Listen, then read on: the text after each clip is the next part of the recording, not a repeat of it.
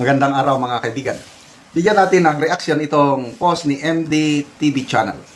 Pahayag ito ni Kitty Duterte doon sa sinabi ni Sharon Cuneta na nagkamali ang Pangulong Marcos sa pagpili ng kanyang katandem running mate Vice President. Ito, sumabog ang galit ni Kitty Duterte. Sabi niya, kapal ng mukha mo, Mrs. Sharon Cubeta. For your information, hindi ginusto ng ate ko na makatandem yung Pangulo nyo nung eleksyon. Kung di lang siya pinilit ng Marcos family, ayaw ng tatay ko sa PBBM mo noon pa. Nag-warning na nga si Dada, di ba?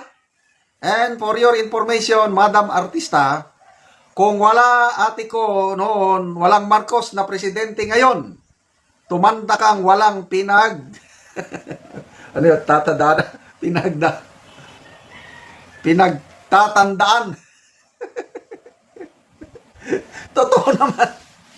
Ano ba pinagsasabi mo? O tinawag ka tuloy na Sharon Cubeta. Tingnan natin ang nag-react ha. 16,000 nag-react. 11,000 nag-like. Nag-like ako. Gusto ko dito kay Kitty Duterte. 2,700 ang tumatawa. I don't know sinong tinatawanan, si Sharon Cubeta o si Kitty. And then 2,300 ang nag-love. Gumising kayo sa katotohanan. Hindi yung kamali. Naison Mersom. That's right, Ma'am Kitty. Fake Clemente. Correct ka, Ma'am Kitty. Ikwas Advincula. Love it. Real talk. Same lang sila ni Vilma Santos. Dan Albano, I'm with you, Madam Kitty. That's the truth. Sakto.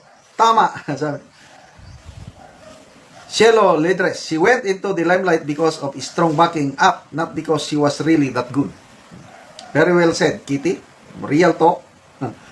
Yole Noliedo. Fan ako ni Sharon sa husay niya bilang artista.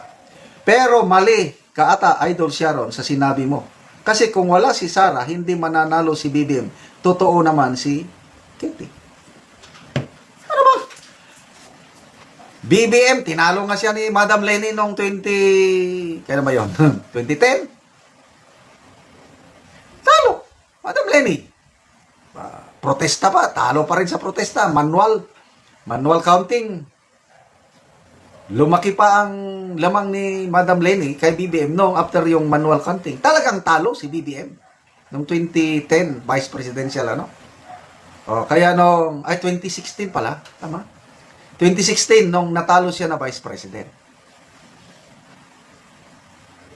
Klarong labanan yun. 2022. Vice President lang. Miss Yahweh, Vice President lang ang gusto ni BBM.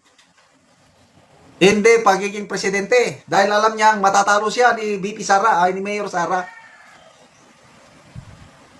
Si Manang Aimee, Senator Aimee ang lumakad dahil hindi magkaibigan itong BBM at Mayor Sara, wala silang relasyon whatsoever.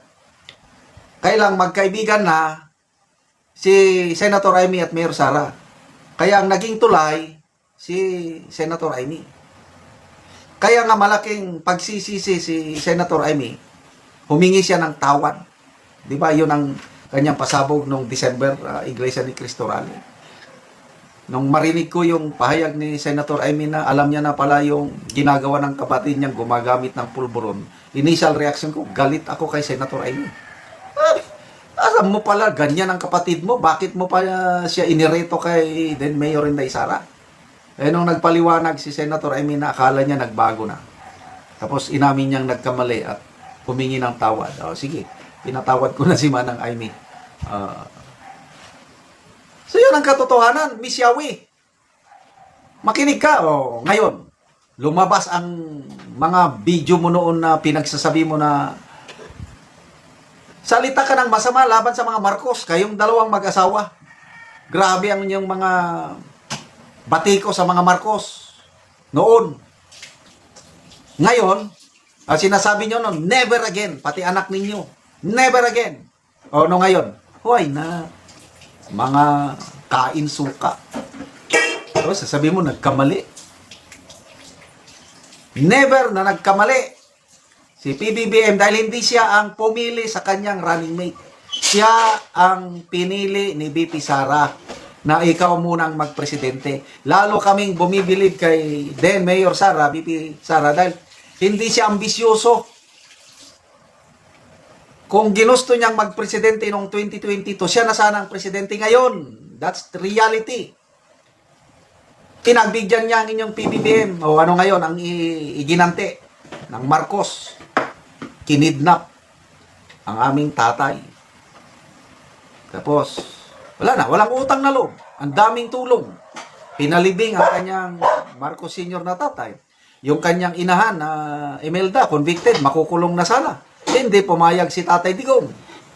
Hindi pinakulong, naawa kay Imelda. Oh, anong isinukli ng mga Marcos? Oh, except kay Manang Aimee. Anong sinukli ni BBM? Ito. Nangyayari sa atin ngayon. Kaya, huwag kayong magsali-salita ng ganyan na nagkamali. Ang pagkakamali namin, binutuhan namin ang isang BBM. Yan. Talagang maling-mali kami. Kaya lang, may hangganan din ang lahat. May 2028 pa naman.